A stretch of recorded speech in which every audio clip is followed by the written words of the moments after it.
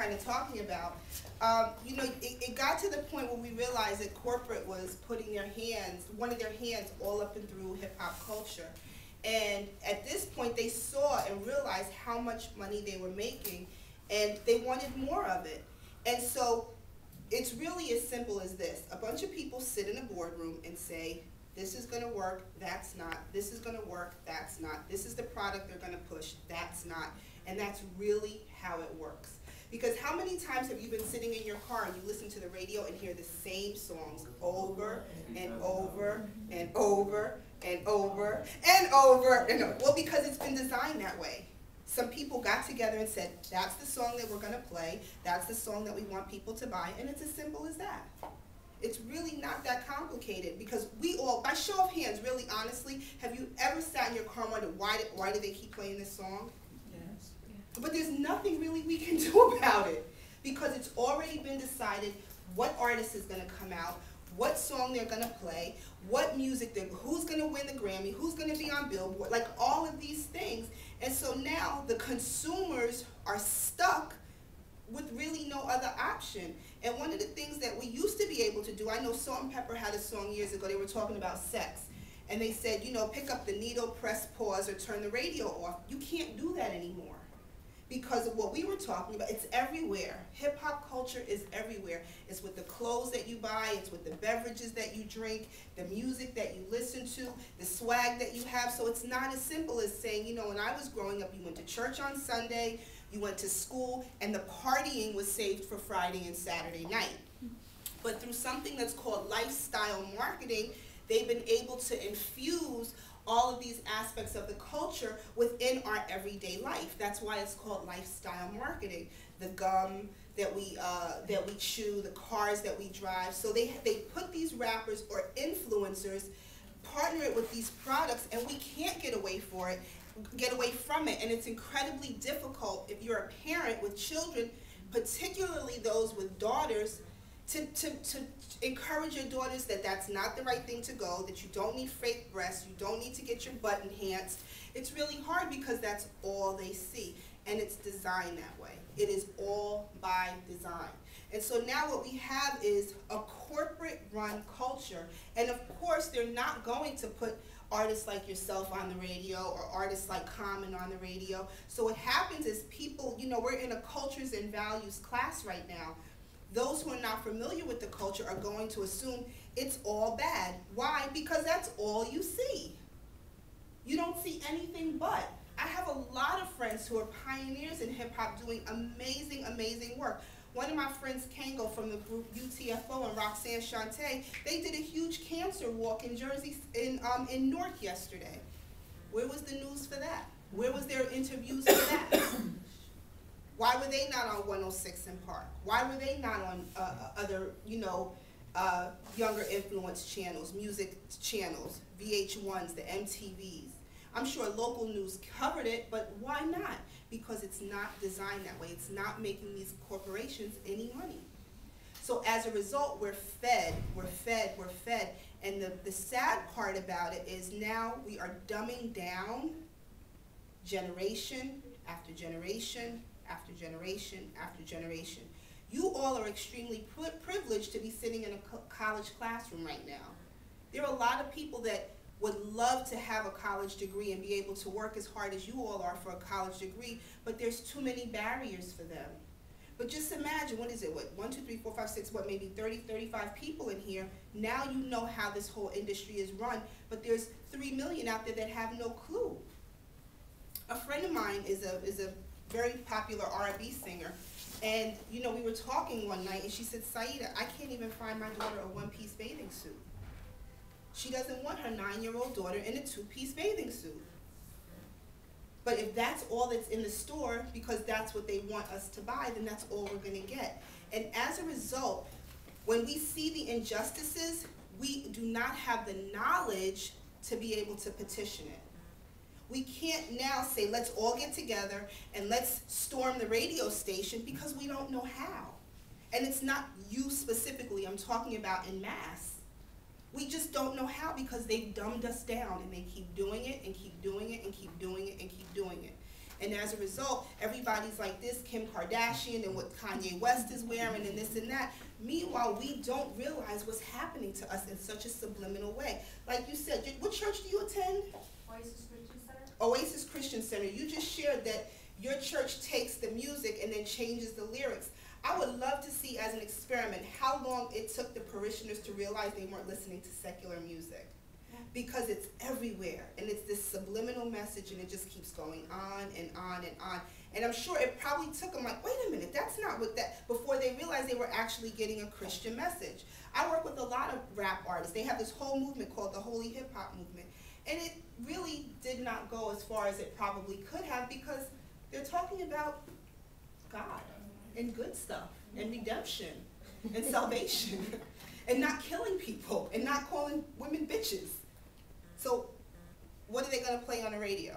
Because once you start telling girls that they're not a bitch and that they're beautiful just the way they are, well, there goes all the doctors that's injecting booty implants. There goes all the doctors. They can't do nose jobs. Like, do you see how you're feeding the beast? It's feeding the beast. So it's almost like one thing has to feed off of the other. I mean, I want to give Brandon, more time to come back up here and spit another rhyme. As I'm saying, it's like in a dress with heels. Like, you gonna spit something, Brandon? But before I take my seat, I want to share that the biggest takeaway that I think is really important that you understand in a cultures and values class, that hip hop really is a culture, and it really extends beyond just the component of rap music. Rap gets a bad rap.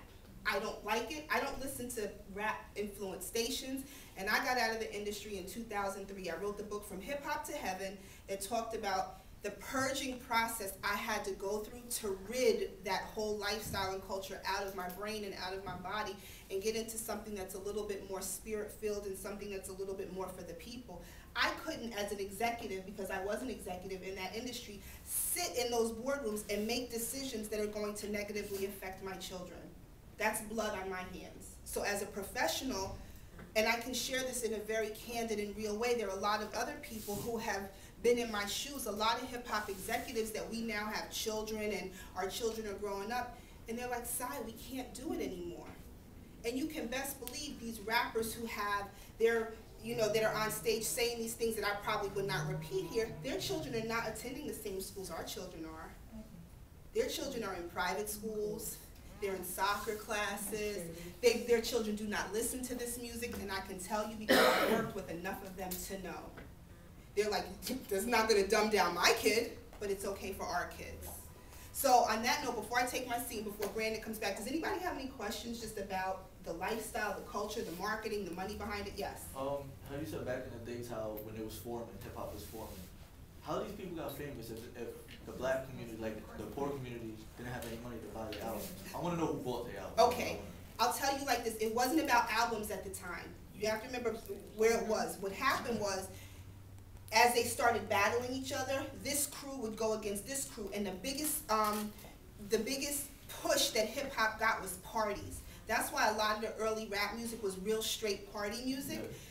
The rappers would battle each other. They would go to these huge parties. They were called jams. They used to have jams out in the park or jams in the club. And so that's how they made their money. And then what happened was you had DJs like Red Alert. He got a job on the radio. So then he took the music that they were playing in the streets and put it on the radio. Whereas now it's the reverse. They're taking the radio, they're taking commercialized music and trying to feed it to the streets.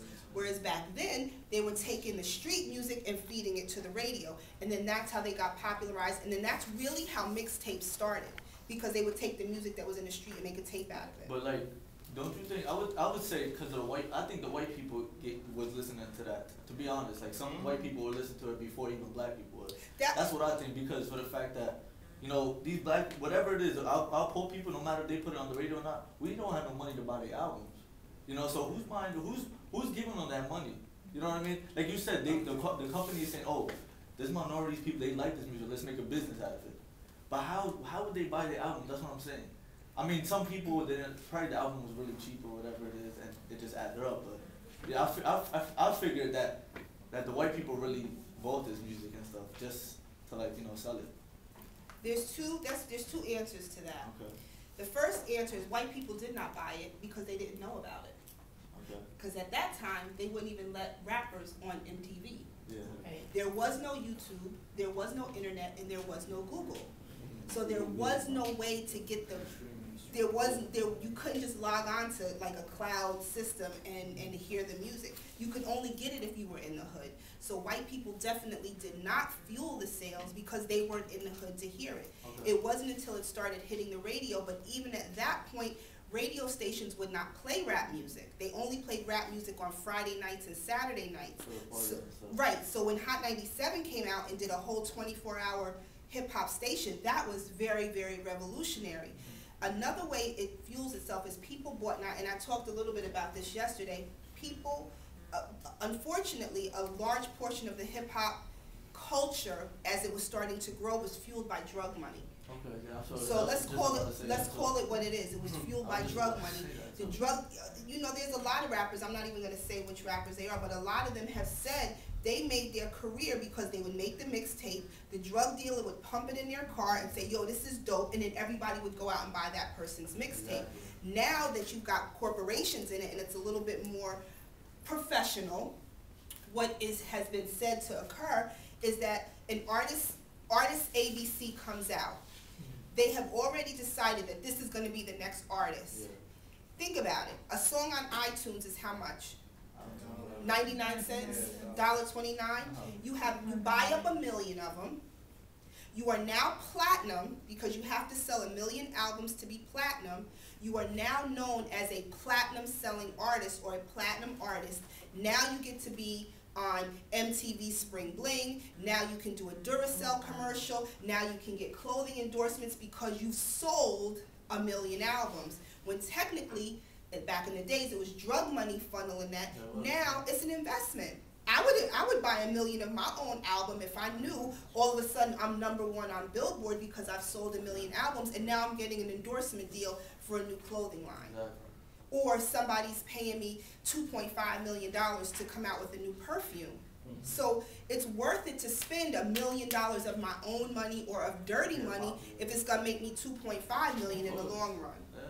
So that's kind of how that happens. Does that answer your question? Yeah, it does. Yeah. Does anybody? Oh yeah. No. Yeah, we're good. You know how for me, honestly, I don't listen to the radio. Like I just rather put my iPod on or whatever. Right.